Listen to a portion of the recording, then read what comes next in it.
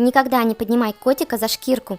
Вы по-любому не раз видели, как мама-кошка несет своих котят, держа их загривок в своей пасти. Он же, в свою очередь, поджимает маленький хвостик и лапки, облегчая маме транспортировку. Все это не причиняет никакого вреда котенку.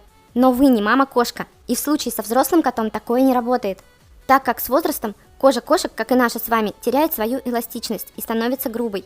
Поэтому хватание кота за шкирку может привести к растяжению и даже разрыву шейных мышц. Грубая кожа натягивается, пережимая шею и ограничивая дыхание животного. А еще, помимо травмы физической, котик испытает огромный стресс, если его вдруг зафиксируют в таком унизительном положении.